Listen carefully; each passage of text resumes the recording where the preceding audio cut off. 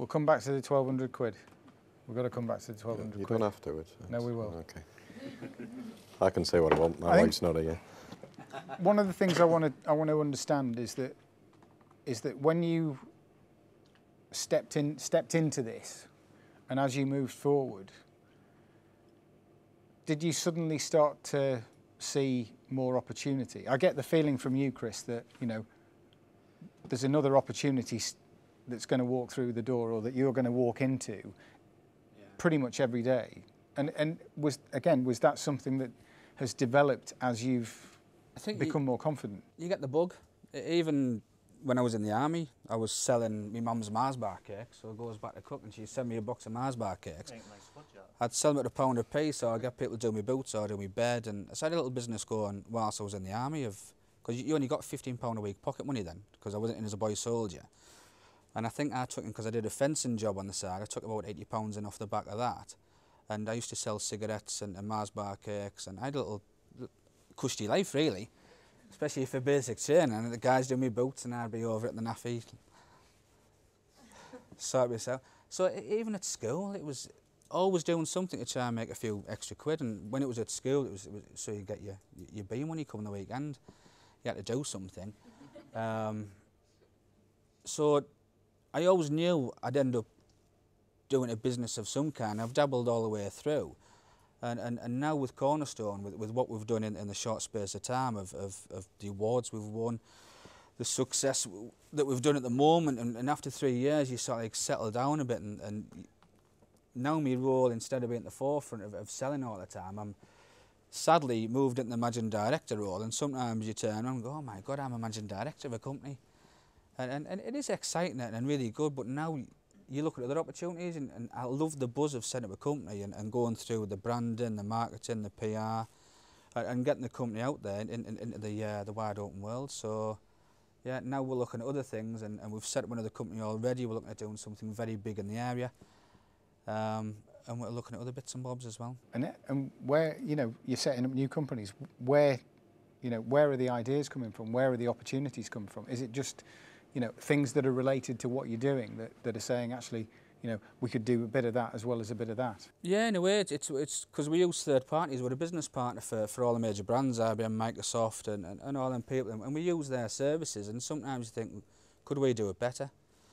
Is there something I'm buying from somewhere that I can do myself? And what I realised I was very good at is not turning 1,200 quid into thousands of pounds, but by finding people that have got money, to go and ask them, I've got this idea, can you give me the cash, and I'll give you the idea type of scenario. So on our new venture, we sourced a guy that's got quite a few successful companies and a bit of cash, and I put this little plan towards him for our next venture.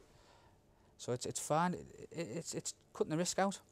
Why go to the bank manager and put your own house on risk? Go and get someone else's cash and sell it to them. This is really good, you need to give me money. And do it that route.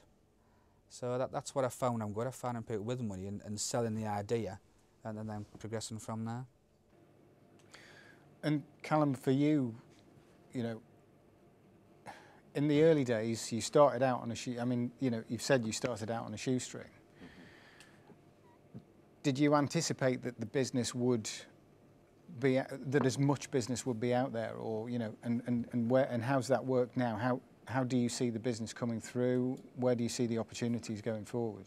Well, I knew the business was there because I'd been working in the field for 2 years prior to being made redundant. So I knew what business was there for turbochargers. I knew the background, I knew the suppliers, I knew where the stock was.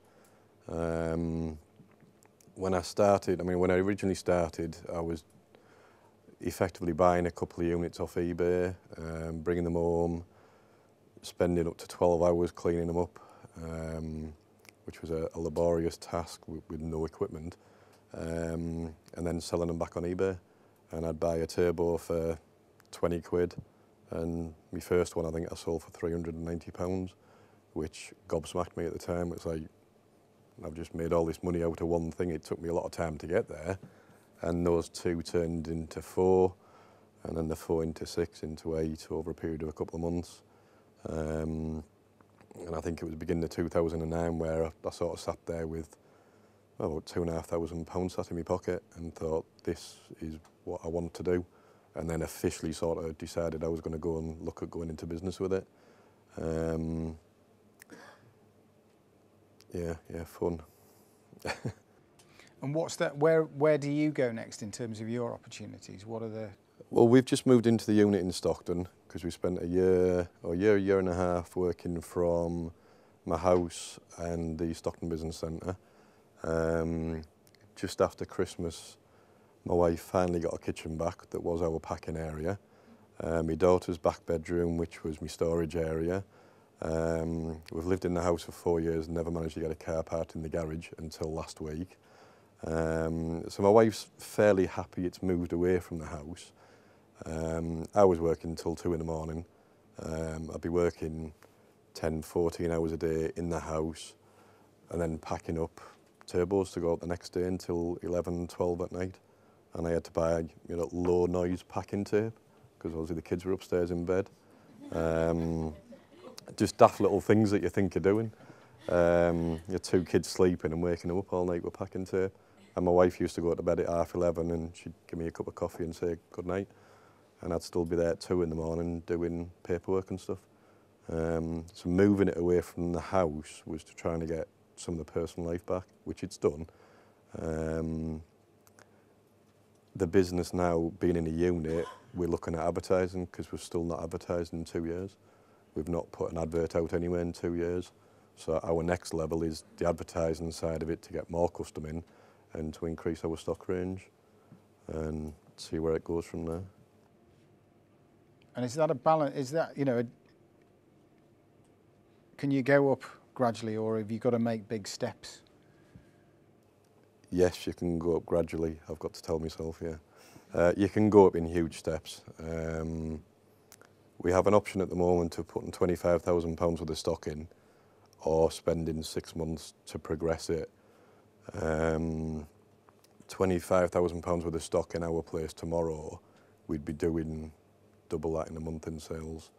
So I want to do it, but another part of me is thinking, no, if we're going in slowly, then we look at the advertising. I don't know, I've not 100% decided yet. So kind of another breakthrough, another one of those moments where there's a decision to make and an understanding of what it is you want to do. Yeah, I mean, it's to bring the business now up to the next level we need to be at, which is where we're at equipment and stock-wise, where we should have been 2 years ago when we started up. And I set everything to, stupidly, a 3-month plan, 4 quarters in the year, split it all down. This is what I want to do by this time. And over 2 years, everything I've done was in my plan. There was nothing sort of set aside or out of it, apart from getting the unit, which was like 3 months earlier than what we wanted. But I think you've got to have a plan with it, and I've stuck quite positively to that plan to know where I'm at in my head at least. Because I think there is a danger that you can let it fly away with you, and then before you know it, you're in deep shit, really. Yeah. So I think my head's, like I say, I've got greed, we've got money coming in, I'm more than happy with that, and we can have triple the amount of money coming in next month if we wanted it, but I'm just trying to keep level pegging with it as well, because more work is more hours again. So I think the slow transition is going to be the way we go with it. Okay.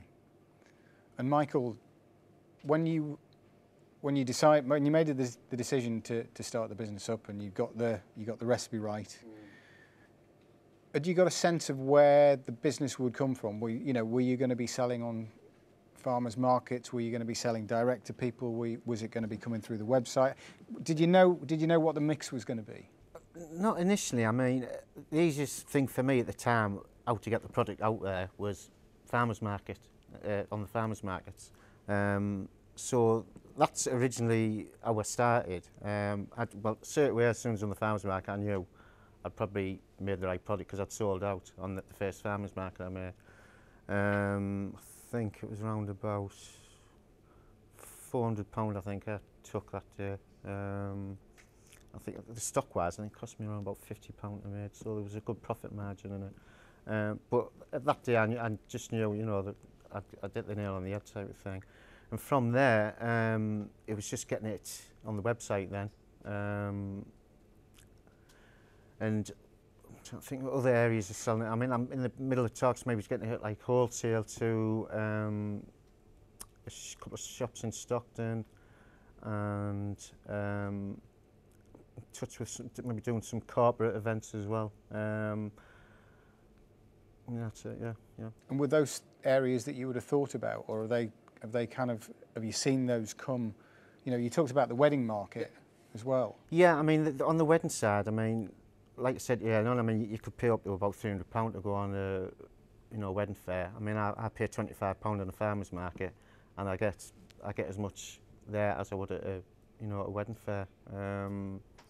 So it really pays for itself doing these farmers markets. But that's where at the moment I'm trying to concentrate most of my efforts on the weddings. It's easy profit for me. It's just a matter of making it home and getting it out there, you know.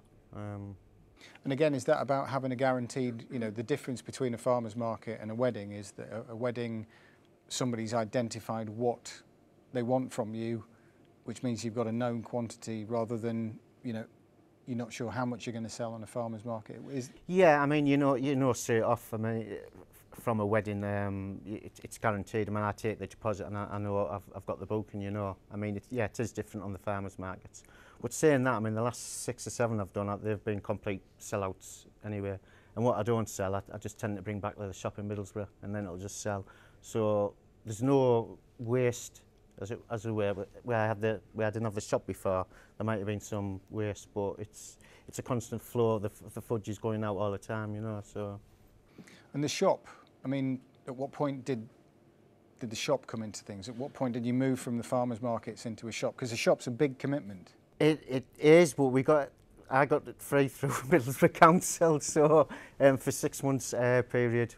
I wasn't the only one, there was a few other businesses as well, which has been a good testing ground for me. But the next step is my own shop. Well, if you can, you know, Yeah. if you can get that opportunity, then that's worth taking, Yeah, isn't it? That opportunity Of course to it is, test trade. yeah. It's been really opportunity for myself, yeah. Great.